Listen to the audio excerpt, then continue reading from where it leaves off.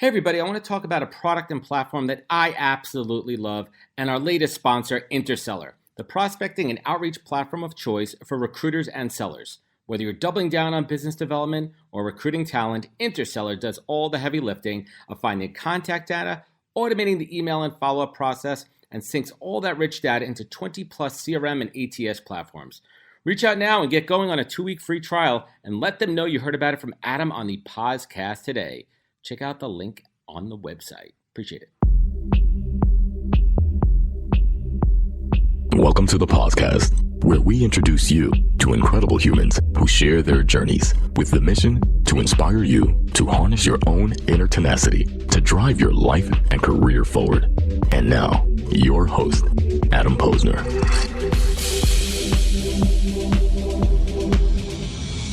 Hey everybody, welcome back to the podcast where we bring you the best and the brightest in the world of business, marketing, and entrepreneurship to help you harness your own inner tenacity to drive your life and career forward. My guest today, Daniel Priestley, is the founder of Dent Global and Score App. He's a 4-time best-selling author and a leading authority in scaling businesses. His reputation and extensive experience with his own companies have seen him advising for Inc. 500 leaders and unicorn entrepreneurs. I love that expression, unicorn. We'll get into that. Also led him to receive lots of media coverage as a key person of influence, a topic that Daniel is very well versed in and that we'll dive into a bit later. And starting with nothing, Daniel has built valuable and scalable business in Australia, UK, US, Canada, and Singapore. And his mission is to develop entrepreneurs who stand out, scale up, and make a positive impact in the world. Put simply, Daniel is a thoroughbred entrepreneur and has a lot of business and life wisdom from firsthand experience. So let's dive in. I'm tired of doing the intro. Let this guy talk a little bit. Dan, welcome to the show. Adam, I love that intro. Thank you so much. That made me feel good. People like it. People like it. I'm actually feeling like I've got to say something really wise now. Yeah, well, we'll see about that in a minute here. And I want to start off here where I read somewhere in your journey that your journey actually started out with the classic quote, the boss told me something I didn't like story. And that's relatable. I'd love if you could share a little bit on the origin of Daniel Priestley. Well, I had a great experience. Age 19, I drop out of university, not knowing what I'm going to do. I get roped into a startup and I'm sitting around a kitchen table, no business name, no bank account, basically an entrepreneur with an idea. So I join a startup, and over the next 2 years, it goes from 0 to 6 million a year in revenue and about a 50, 60 person team in inner city Melbourne offices. I was very much the right-hand assistant to the entrepreneur. And it meant I got thrown into all sorts of cool situations and hiring and firing and marketing and selling and all that sort of stuff in that journey. But there came this point where I said that I wanted shares in the company. And I walked the boss to the car and we got talking on the way. And I didn't pick my timing very well. But I basically said, hey, look, I'd like some shares in the company. And he kind of stopped and he just kind of looked a bit cross and he said, listen, if you want shares in a company, go start your own company. And I was like, whoa, okay. Not what I was expecting. So, but pause on that for a moment there. Not what you were expecting. And you talked about timing. When you look back on that moment, we all have those moments in life, Dan, right? We're like, shit, I bombed the timing on that one. Going back, if you want to hit the rewind button, what would you have done differently from a timing perspective? When would you have had that conversation? Well, before you got to the car, still in the office, now when you're trying to get the hell home? 2 years earlier would have been the time to have that conversation. But, realistically, here's the funny thing. At age 21, what I didn't realize is that a generalist is very valuable for the first 12 months or the first, small dynamic team of less than 10 people. Being a Swiss Army knife, being a generalist, being a helper was a very valuable role and a very special role. But the truth is that John had actually outgrown me and he was struggling to find a role for me at that time anyway. What happens typically with any company is that you go from generalists to specialists. You go from 10 people who are covering all bases to 50 people who each have a very specialized role. They've got a background, they've got education, they've got training, they've got experience. And me personally, at that particular moment, I was a bit, all over the place, and I was young. And what I should have probably, I should have probably seen that. In hindsight, I should have probably seen that I should have gone in with an actual proposal of what I will deliver in exchange for shares. and what I will sacrifice in exchange for shares. And maybe I could have done it. I probably had a little bit of entitlement in my voice, as in like, I've come with you this far. Can I get shares in the company in recognition of what I've already done historically? And what I should have probably done is said, hey, I think I can deliver, something big in the future.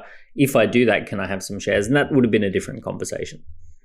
Interesting. And it's always good to go back and the woulda, shoulda, coulda, but we can't hit that rewind button. We can't replay things. I want to shift gears in a little bit. And I want to talk about a book that you wrote called How to Raise Entrepreneurial Kids, Raising Confident, Resourceful, and Resilient Children Who Are Ready to Succeed in Life. And to my knowledge, there was no such book that your parents read when they raised you, and yet you still built this multi-million-dollar business at the age of 25. Like, if you kind of want to go back, what did your parents do for a living? Let me kind of. Both of my parents are New York City Board of Education teachers. My brother is in education. Somehow I grew up to be an entrepreneur. So I always look back and I'm like, where the hell did that come from? Let's hit the rewind button a little bit and where did that come from? Well, my dad's a teacher. Maybe that's the secret. My dad was a school teacher as I was going through high school and primary school. I went to 5 primary schools because I was basically going to school where he was teaching and they were moving him around a lot. My mum, while I was growing up, was a journalist and then a local politician. So not really an entrepreneurial background per se. Dad used to love doing brochures and marketing materials. He had a little sideline hustle, which was called desktop publishing, which he put together, and he also did a little newspaper magazine that he would publish from time to time. I think there were, my earliest memory as an entrepreneur is there was a house fire, little tiny kitchen fire. A whole bunch of stuff got damaged. I was 10 years old and they were about to throw it all out. And I said, can I sell it? And can I clean it? Can I sell it? And basically at age 10, I cleaned up all this stuff with methylated spirits and laid it out on these tables, and I actually promoted my first garage sale. I went down to the local store and put a poster in the window, and I put some posters on the light posts, and basically I ran my own garage sale. I had the weird idea to put a toaster and to create toast and sell people toast when they were there at my garage sale as well. And that was incredible. I made $300, which in 1991-92 was enough to get a lot of money. Sega Master System. It was a BMX Sega bike. Yeah, but a BMX bike. I was pretty bling bling. Was there a role model? Was there someone in the community? Was there a teacher that you kind of looked at? Was there a local business person? It was just kind of did it. You just had the bug. I just had the bug. It was just this weird thing that around that time I had it in my head that rather than throwing this stuff in the bin, we should clean it and sell it. Around that same time, I forget which came first or second. I was a Boy Scout. We had to raise money by doing odd jobs. It was called Odd Job Week. And I raised Odd Job Week. Yeah, I raised like $70 for the school for the scout hall, and I did that by washing cars and pulling weeds out of driveways and all that sort of stuff. And I think there was something around that time of like becoming aware of adding value for money, doing something in exchange for money, and selling stuff and all of that. And yeah, I think I had the bug, and there was this moment at my garage sale where this guy wanted to haggle with me on the microwave. Which I remember quite vividly, and I was only 10 at the time. But he said, "Can I speak to your dad?" And my dad came out and he said, "Don't negotiate with me. It's not my business. It's my son's. It's my son's business." I love it, throwing you into the fire. Yeah, and he said, "It's my son's business. You'll have to haggle with him." And then he turned away and walked off. And here I am with this grown adult, and now he's like, "Oh, okay. Well, how much for the?"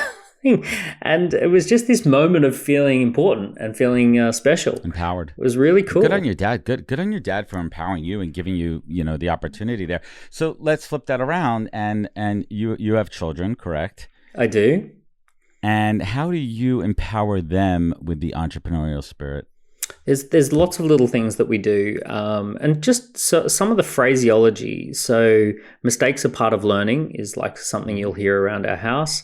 And the idea that the fun part is building it, not having it. So you would know with having kids that they build stuff that gets broken all the time, whether it be blocks or Legos. paper mache things and all this sort of stuff. So one of the things we talk about is the fun part's building it, not having it. So when one of them crushes something and it gets destroyed, we always say the fun part's building it, not having it, and you get to rebuild it. And it's this idea that you build it for the fun of building it, not for the fun of having it. You're not trying to hold on or preserve it. You're trying to create something. Right. And then the other thing I love saying to my kids is life's not fair. And if it was, you wouldn't be. I don't say the second part, but as they get older, I'll say if it was fair, you'd be worse off, not better off. And there's a lot of parents that really focus on this idea of fairness, and they're like, it's, little kids, what they're like, it's not fair. Ethan got an ice cream and I didn't get an ice cream. Right. And it's like, well, life's not fair. And I'm really clear about this with my kids. I'm like, yep. I was playing favorites with Ethan today because he went to the park with me and we bought an ice cream when we're there, and life's not fair. Sometimes you miss out on the ice cream. You have to teach them. Yeah. Because you have to prepare them for real life and accountability too. And it's fascinating. I'm deeply connected with Gary Vaynerchuk, and he said something at his conference a couple of weeks ago that really kind of resonated with me as far as raising children. It's this idea of accountability. Yeah, right? It's accountability, and I think that's missing a lot. And the whole idea of giving every kid a 7th place participation trophy, that's bullshit in my mind. I think kids have to learn how to lose. Yeah, gracefully. It's hard. The other one too is we talk about like emotions are like clouds, right? They come and go. So I'm feeling this, I'm feeling that, and I say that's okay. Emotions are like clouds; they come and go. Whereas a lot of parents are teaching their kids that emotions are really important, that you have to pay close attention to how you feel. And it's like, no, emotions are like clouds. They come and go. So so I change things up a bit. We also do practical stuff. Like I get them to make a phone call and book something in. I get them to write letters to people. I get them to sell stuff. I get them to save money and put money in a money jar. And if they want a particular toy, they put money towards it. Yeah, I mean, it's kind of funny too. My daughter's just turning 10, and now we're on this thing where if she wants to buy something specifically on Amazon, I go, that's okay. It's she has money. She has all these money from birthday parties. And I go, okay, well, that's what it costs. I'm going to buy it, but I want you to go to your room immediately after and get me the cash and put it in my hand. Yeah. I've done that as well. I'm not just buying you shit for free. Like that's not the way this works. I want to circle back to, I love talking to folks who have written multiple books. And the cool part about writing books is the journey for the author and what they learn about themselves. So I'd love if you could share a little bit of insight on, that journey of what you learned about yourself from a process standpoint, how you operate, especially going from the first book to the 4th book. Yeah, so I love writing books. I tend to have dominant ideas that are bubbling around in my head. And until such time as I write the book, those ideas, they just kind of, they're there and they're ever present and I'm thinking about them. And then as soon as I write the book, it's almost like those ideas now live in a safe place and I can free up my head to have better ideas, new ideas. The writing process for me is a process of refining an idea into something actionable. It's about taking something that is directionally correct and actually putting a strategy around it and finding the right analogies, the right stories, the right data, the right research that validates those ideas. And I'm a big believer the book that changes your life is the one that you write, not one you read, because it forces you to clarify your thinking. It puts it into a scalable format. It helps build credibility and community. And for all those reasons, I just love writing. I love writing books. And, it's just one of the things I've always enjoyed and prioritized. And I encourage everyone to do it. It's great. It's cathartic. I mean, it's not a book by any means. I mean, last summer, I wrote a playbook, which was how I manage and build this show and use it for business generation in a B2B way. And it was the first thing I really wrote long form. And it also brought me back to, I used to love writing when I was younger. The act of writing, editing, reformatting, and it's creative and you get locked into this flow state. And I also try to be very conscious of taking myself out of my own head into the reader's head. How is the reader experiencing this and not just me just talking? And that was pretty interesting too. And I want to rewind to a book that you wrote early on, Becoming a Key Person of Influence, which is fantastic. And I admit I did not read the whole thing, but I went through some of the notes on it. And as the internet has begun to mature and there's this new Web3 generation that's going to only pull us further into the digital world, what are some of the things that you would update 10 years later in that book? So, Do you know, the core of the strategy seems to have gotten stronger and stronger. If anything, when I wrote the book, it was a nice to have, and it was something that it was emerging as a trend that you should position yourself as a key person within a community and within a particular niche. As the years have gone on, because I wrote that book in 2010, so quite a while ago. 12 years. 12 years ago. And as the time has gone on, it's become more. People are seeing that book as more and more essential. In fact, bigger and bigger influencers are tapping into that book and contacting and talking about it. And they're saying that this is not a nice to have. This is a must have. If you want to be big digitally, if you want to build a community on Web3, if you want to do a DAO or an NFT project or any of those types of things, you have to be seen as the type of person who can pull that together. You have to be seen as a trusted source of information, that personal brand. And also, as we're seeing markets going up and down and wildly high and low, people go and seek out. They go and seek out the person who is a sensible voice in the industry, who's got a bit of a brand. And as you say, you've worked with Gary Vaynerchuk. He was one of the very early people to really, really double down on the idea of building personal brand, and he built an incredible brand himself. And you see behind the scenes what it's like when someone like Gary drops an opportunity. Boom, it's everywhere. When he wants something, he just kind of like says, I'm looking for this. Throws it out there. And then boom, everything comes. Down.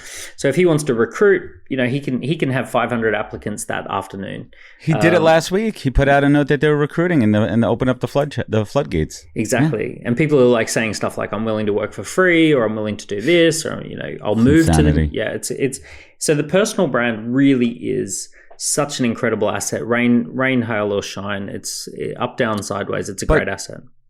But it's interesting too, and to get on or off my soapbox at some point, I think the personal brand could be a double-edged sword for some people who are not guided in the right direction to find their own voice, who feel like they may have to be something that they're not to attract a certain type of people.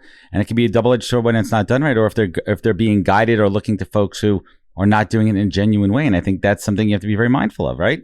I think there's two strategies. One is to be really authentic and be genuine and share absolutely everything that's going on in your life. And that's kind of more the celebrity influencer style approach, which Gary's very much an advocate of. There's also a style which is to actually be very focused on a topic and just say, this is the topic that I talk about, and I don't really need to talk about my gym routine or my breakfast or my relationship or my family. I'm just going to become a real thought leader and expert on that topic. And I personally, I'm agnostic on that. I think you can go either way. And I think that if you depends on your purpose. Yeah, if you don't feel comfortable, right? Like what the goal is. Yeah, if you don't feel comfortable with all, opening the kimono to the whole world, then fine. I actually don't think you have to. I think you can be a key person of influence with 5 to 50,000 followers in your industry, and that could actually keep you extremely well positioned for the next 5 to 10 years. And it's interesting you say that. So I've kind of crafted an organic approach where the show has enabled me to interview incredible folks like yourself, experts deep within my niche, which is recruiting, talent, career journeys. And two things happen. One, I shine a light on those folks and I showcase their expertise, and that light reflects back on me, Dan. And it positions me as a thought leader because I'm able to share my point of view on their thoughts and putting it out there to the world. And I'm seeing the results of it. I'm getting booked for public speaking gigs. I'm traveling to the UK in a couple of weeks, and I'm positioning myself as a thought leader, which does a couple things. One, it attracts new clients. Yep. This is out because not many recruiters are putting themselves out there. That's my professional branding. And the second, it gives credibility for candidates as well when I reach out to them. Yeah. That I'm not some, schnook on the corner for there. I want to go back to something, and it was really fascinating to me because I have Posner's 3 Ps, but you have Dan's 5 Ps for your framework, which are pitching, publication, products, profile, and partnerships. Mine is patient, polite, persistence. Those are my 3. I like yours. I'd love if you could elaborate a little bit and share, a brief little breakdown on Dan's 5 Ps. Yeah. So very quickly, to become a key person of influence, the backstory is that I spent a lot of time with very famous people who take the stage and who commercialize it very successfully. Right, you built a big business on that. Exactly. And also, I've also spoken on stage with Gary, and I've spoken on stage with Richard Branson and Bill Clinton, and a lot of the dragons, a lot of the sharks from Shark Tanks. So I was spending a lot of time with those types of people in my first business from around 2000 to 2010.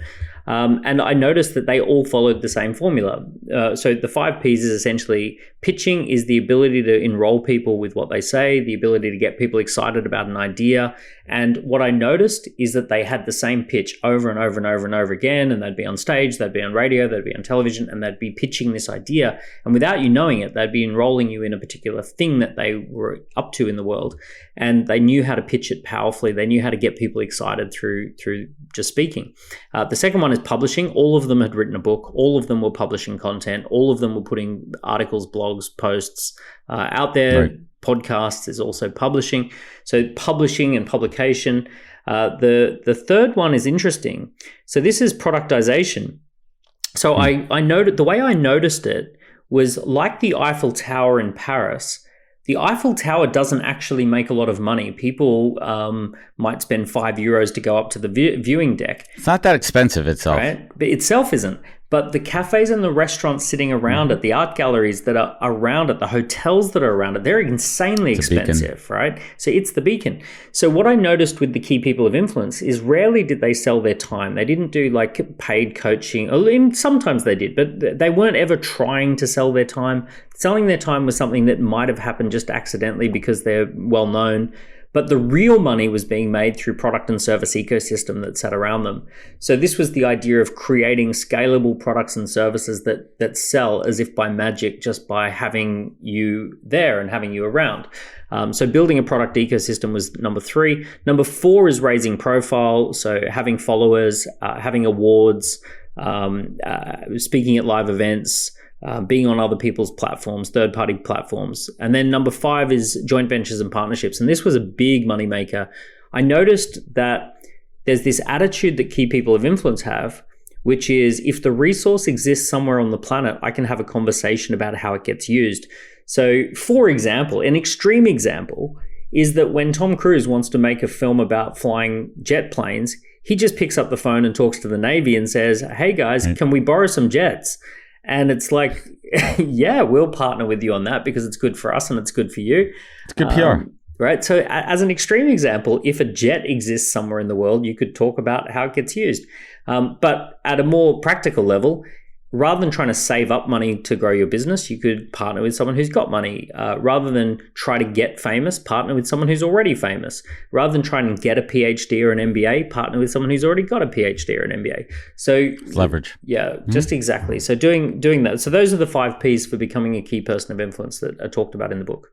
The podcast is brought to you in partnership with Vincere, the recruitment operating system, the all-in-one tech platform purposely built for recruitment and staffing to unify your front, middle, and back office operations.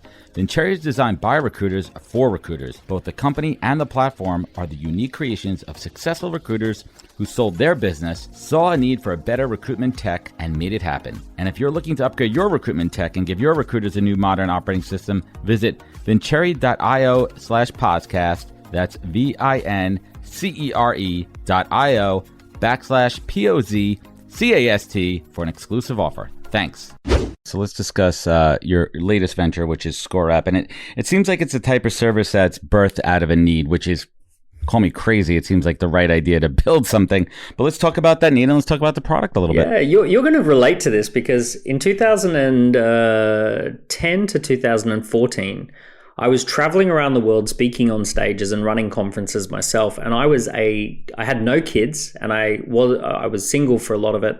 And I loved... meaning you had a good time. I was a bachelor and it didn't... Traveling the world before COVID when life was carefree. Life was carefree. I had one suitcase full of clothes and one suitcase for my office stuff. And I was in Brisbane, Sydney, Melbourne, Singapore, London as my main places. And I would kind of bounce between London, Singapore, Sydney, and then around those places. I would often go to Bali, and I was involved in lots of conferences on that circuit and a bit of Dubai. a bit of Thailand, all that sort of stuff. So I'm like bouncing between all these places, having a great time. Anyway, I meet my now wife, we get pregnant, we have kids, and I'm sitting there thinking, I can't live like this anymore. And this is how my business grows. This is like live events, big events is how I do things. So I was looking for something to replace the engine room of my sales and marketing. And I launched this thing called an online scorecard. And the online scorecard was called, the first one was called the Key Person of Influence Scorecard. And I invited people to go online, answer some questions, 40 questions, and then it gives them an automatically generated report. And they can then, as a result of seeing how they score on the 5 Ps, they can decide whether they want to work with my team to improve their score. So this worked incredibly well. 90,000 people ended up taking the scorecard and $10 million came in. And it was just this incredible, like, wow, I don't need to speak anymore. I don't have to go traveling around. I can literally, people read the book and then they take the scorecard and then we make a sale. And it was just this like revelation that I'd spent 10 years speaking and actually the scorecard just changes everything. So that was incredible. So that's how I used it myself. Fast forward to 2019, all my clients are saying, can I get a scorecard too? I want one like what you've done. I want to do a bit of a personality test or a questionnaire or a survey. I want to do a live report. And we started building them on WordPress, and I had a team building them. We were charging about $8,000 or $9,000 to build these things. And we did about a dozen of them across a wide range of industries. We had a DJ scorecard. We had a learning and development corporate scorecard. And suddenly I'm seeing these things absolutely work across industries. Corporate, consumer, B2B, executives are taking these. I thought, this is great. Like this, people are loving this. So we built the platform. I raised money. We built a platform, and we launched Score App, which is a marketing platform for generating leads using scorecards or quizzes or surveys, that sort of thing. We make it super easy to have a beautiful landing page, a questionnaire, and a results page, a dynamic PDF report, and then to collate all those leads and then harness the use of that data. So all built into one thing. What do you think that human kind of need? I mean, scorecards, people are very gamification, number driven. Man. Let's talk about the psychology behind that for a little bit. It runs deep. It's really deep. Yeah. It's like literally if you got 2 guys on an island and they're trying to survive, they're going to start scoring stuff. They're going to sit there and like say, how much wood did you chop? I chopped more wood than you. I did this. Or are we doing the right things? There's this human desire to score, measure, and improve everything, right? And think about it a different way. If we took the scoreboard, the measurement tools away from most sports, would anyone watch them? Like, would anyone watch it if you didn't know what the score was? If you didn't know, No, there has to be a winner. Yeah. So humans just love to score, measure, and improve. On top of that, they love to know whether they're on track or off track, and that's a huge desire. They don't want to waste time. Self-improvement. Yeah. Mm-hmm. And the idea that you might be busy walking in the wrong direction, nobody wants that. So, for example, we have scorecards like, are you ready to run a marathon? Take the scorecard to make sure that you're training effectively. I get a 0. I get a big fat 0 on that one. I'll tell you right now. Me too. No. Yeah, no scorecard. There's no need to give me that test. I'm not going to take it. It'll be a negative. There'll be a negative score on that one.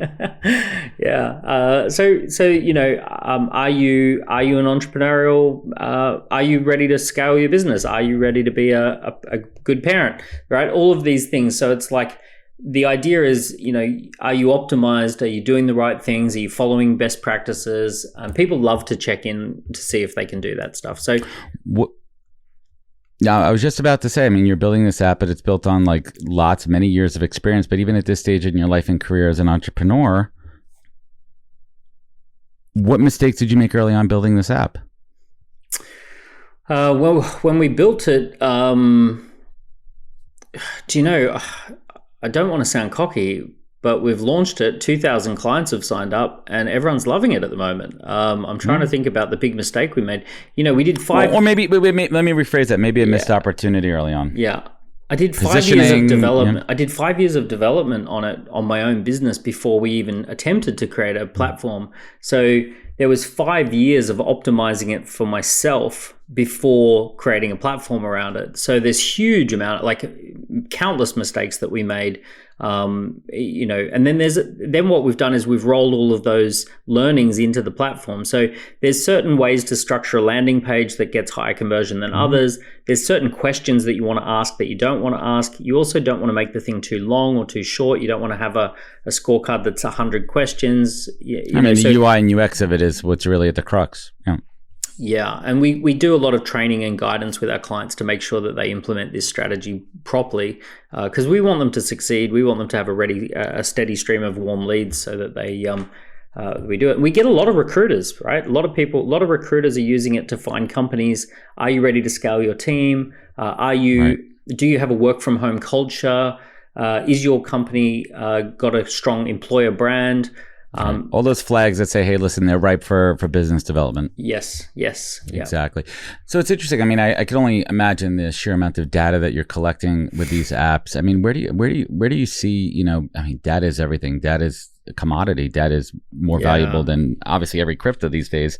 But where do you see the big shift in trends in data going in the next few years? So it's the big shift. It's the really big shift. Here's the thinking.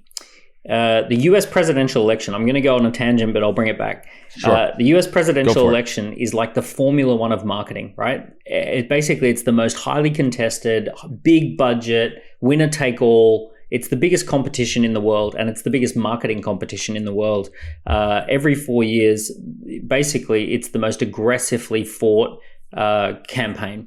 So anything that is going on within the context of a US presidential election, you should pay attention to that. Separate to politics, and I'm not talking politically, I'm just talking about technology and trends and marketing all that sort of technology, yeah.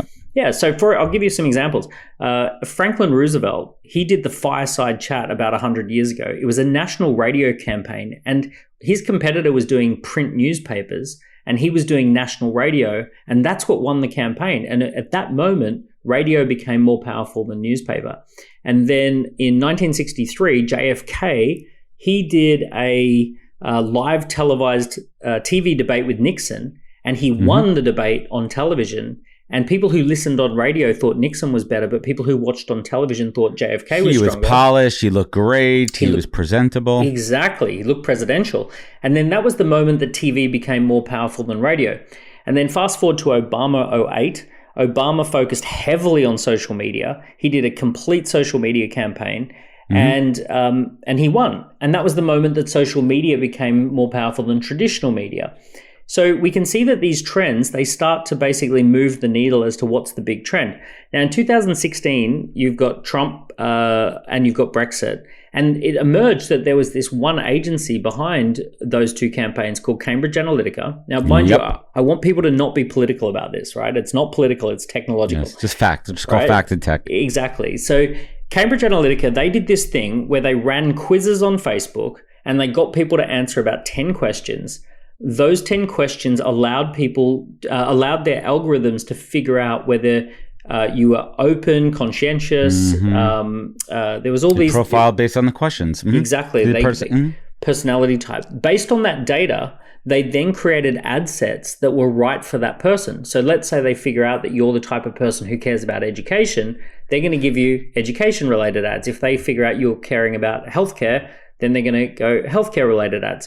So they really bombarded people with personalization. Personalization was the key, that by asking a little bit of questions, they could figure you out, and then they could deliver a personalized campaign to you. Now that, regardless of politics, I can't stress this enough, that is really what marketers need to be thinking about, the idea that you want to collect data and deliver personalization. And that massively increases the campaign effectiveness. People respond hugely when they feel that they've answered questions and gotten something customized in return. So this is going to be the big shift. 2020s is all about personalization. It's all about data. And it's all about data from the perspective of really, truly getting to know people, not data from the perspective of like name, email, or any of that sort of stuff. It's all about harnessing that power of data to be able to have an intimate connection or a deep connection with someone. That's fantastic. I certainly appreciate that perspective. So looking forward as a businessman, as a technologist, I mean, what's exciting you these days? I mean, even when we look at Web3 and we look at decentralization, we look at blockchain, what about that from a practical standpoint, gets your juices flowing? Well, two questions. Number one, what gets my juices flowing? And number two, about blockchain and Web3. So what gets my juices flowing is at the moment we have this incredible moment in history where the baby boomers are retiring and some of the world's most incredible businesses have to change hands. And when I say incredible businesses, I mean there are plenty of family businesses doing $10 million a year, and the owner of that business has no one to give it to, right? And someone's going to have to buy it. There's going to have to be a refinancing of it. There's this massive shift in the business landscape where there's this huge amount of traditional businesses, elevator repair businesses and car repair businesses and air conditioning related businesses, like boring businesses that do millions and millions and millions of dollars worth of value creation in the economy. And the owners right now are literally shutting them down or passing them on cheaply. So there's a huge transfer of wealth that's happening right now. And I'm really fascinated by this transfer of wealth. There's a big psychology gap between pre-retirement and post-retirement. Pre-retirement is all about investing for the future. Post-retirement is all about yield seeking. And there's a big difference in psychology.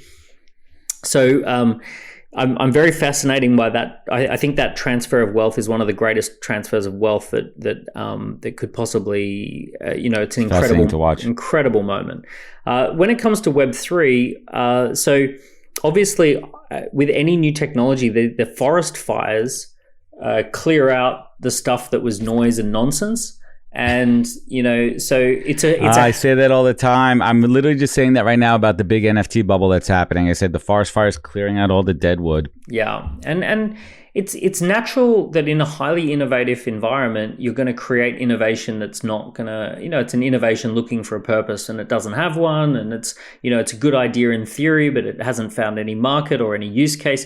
So these things happen when you're in an innovative environment, and essentially these crashes and corrections, they really go and just cut back to what's valuable, what's useful, what's interesting. I'm really, from a Web3 perspective, I'm really interested in things like business equity. How do you business equity, as in the ownership of businesses? And currently we have a pretty archaic system that unless you're a publicly listed company, there's a very unsophisticated handling of the shares and the dividends and the record keeping and the governance process. And I'm really a big fan of what Web3 could do for business governance. The DAOs, watching DAOs, it's a democracy. The DAO is a decentralized organization. By nature of it is, it's the shareholders have a right to vote. Yeah, it's a governance process. It's a great governance process. And it's kind of like, it almost applies a publicly listed company level of governance to a tiny little organization or a tiny community, and makes it easier, makes it easy to keep in touch with. So the thing about Web3 and decentralization is centralization is really powerful and really cheap, and it's in most cases, most records should be centralized with a backup, right? So if you think about most things, you should probably have a central record that is the main place, and then a backup that gets saved in case there's an emergency. And that would be useful for most 90% of things. They don't need decentralization. Decentralization is incredibly expensive. You're paying for a layer of complexity, which in most cases is just overkill for most things. But what we're looking at here is well, where is it not overkill? Where is it worth paying for decentralization? Where is it worth the energy and effort to do it? And what I'm interested in is, I feel like a lot of the Web3 stuff is basically forcing a solution into an environment that doesn't need that solution. But people are not, and then people say, oh, well, it's pointless. But then you actually find examples of where, wait a second, this does warrant a Web3 solution. Right. So what you're saying is that we're all getting excited about this, but it's not all or nothing. It doesn't have to be all decentralized. I personally think I can't wait to see, mortgages and certain, legal pieces, available on the blockchain. Parts of recruiting, verification, moving the resume and your job history over to the blockchain where it can be verified and shared. But then there's some things that maybe it makes sense, and I think we have to be open to it. So Dan, let's bring it home here. And again, this show, for anyone new, any new audience here, this show is my masterclass. It's my own personal masterclass where I get to interview and have 45-minute conversations with amazing folks like Daniel here. And, I love to ask these questions. When people throw around the word authentic, it could, what does authentic mean to you? Because I'm getting a real true sense of authenticity from you, Dan. I don't know what the word authentic really means, to be fair. And the reason I don't understand this word enough, I struggle with the idea of authenticity, because as a business leader with 100 plus employees and all of that, sometimes I feel like I have to be inauthentic. And what I mean by that is that I might be having a day where I just don't feel it, and I can't really just say I don't feel it today. I've got to put my game face on, and I've got to deliver what I said I'd deliver that day. Yeah, people depend on me, right? As a parent, people depend on me. As a boss or an entrepreneur with a company, people depend on me. So if I hold myself to the standard of authenticity, my short-term authenticity, the day-to-day authenticity is sometimes when I'm talking about the 5 Ps of key person of influence, and it's been 12 years, I go, I'm sick of explaining the 5 Ps. I'm not interested in that. In the same way, Metallica's probably sick of playing Nothing Else Matters, and Coldplay's sick of Coldplay songs, and Dolly Parton's probably sick of singing 9 to 5. But it's their moneymakers, right? And they do what they got to do to support the family. Yeah, and also, you do what you do because the person listening is hearing it for the first time and they're connecting with it for the first time. And it's all about them, not me. It's about, this is the value creation. The value creation is happening in their world, not in my world. So I've got to create the value for them. So for me, I struggle with this idea that I've got to be authentic, because my long-term authenticity is to create lasting value. My long-term authenticity is to develop entrepreneurs who stand out, scale up, and make positive impact in the world. But my short-term authenticity is like, sometimes I just want to throw a tantrum, and I hold myself back from throwing a tantrum. Keep it real, man. That's just keep it. And it's so interesting. And I love that answer, because I've received, I ask that question a lot, and a lot of times the answer is something around the keeping it real, being your true self.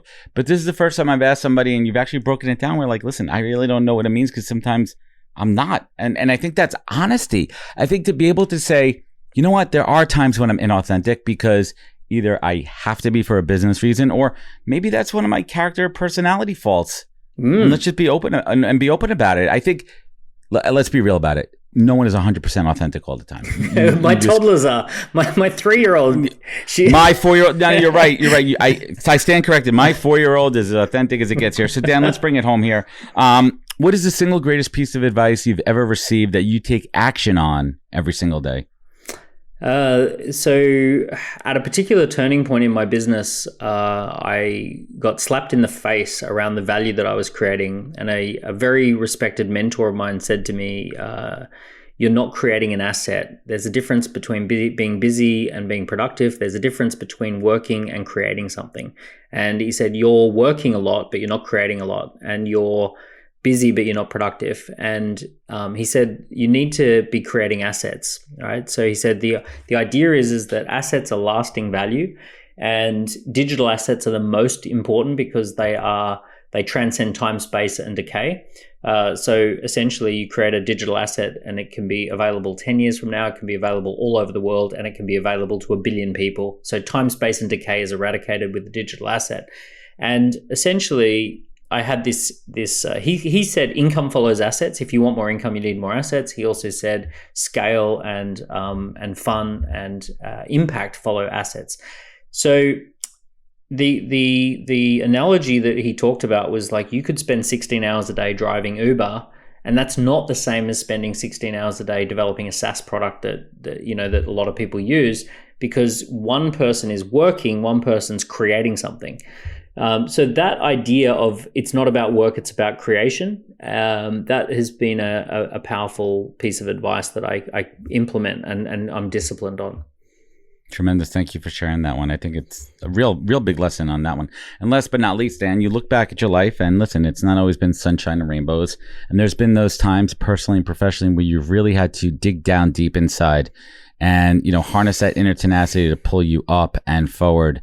And in the same breath, you sit here with gratitude, happy for the life that you build, your beautiful children, your family, the experiences that you have. What keeps you focused? What is your compass? Daniel Priestley, what is your North Star in life? My North Star is this idea that we're living through extraordinary times, and I want to make the most of these times that we're in. I really, truly, honestly believe that this particular moment in history is a magnificent and also a make or break moment for society and humanity. It's the furthest humanity's ever gotten to. It's the furthest we've ever been. We're dangerously close to collapsing in some ways. We're dangerously close to tipping the balance in the wrong direction. But also we have this incredible opportunity in this moment to do incredible things.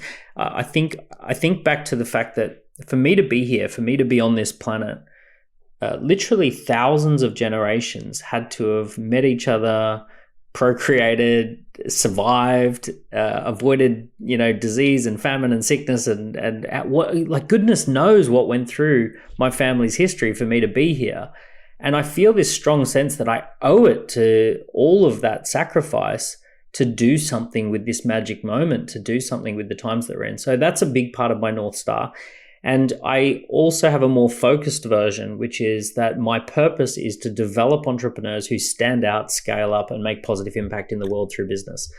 So that's very much my business focus. I love it.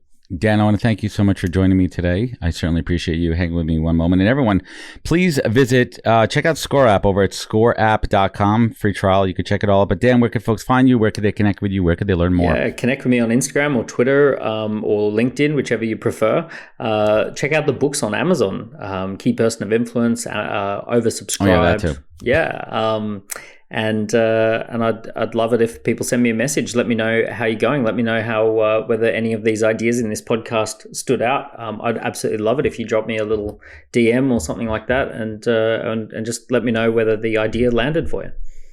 Amazing. And we're going to link everything up. We'll link up his books. We'll put all these hyperlinks in there, and definitely check out his Twitter. Twitter is fantastic. I'm a big fan of Dan on Twitter today. I want to thank you so much for joining me and everyone listening at home. This has been a fantastic episode, chock full of knowledge, wisdom, learnings, and key takeaways. Remember, sharing means caring. And if you love this episode, please send it to one of your friends and leave a review, a rating. It goes a long way. You know where to find out more at thepodcast.com. Thank you so much for joining us. Remember, take care of each other, look out for one another, and catch us next week for another great episode of the podcast. Take care, everybody. Wisdom is forever, but for us, it's time to go. Thank you for joining us. Luckily, we'll be back with our next episode soon, jam-packed with more incredible humans. Thank you for listening, subscribing, and sharing. To join the conversation, search The Podcast on LinkedIn. And to catch up on past episodes and more info, please visit www.thepodcast.com.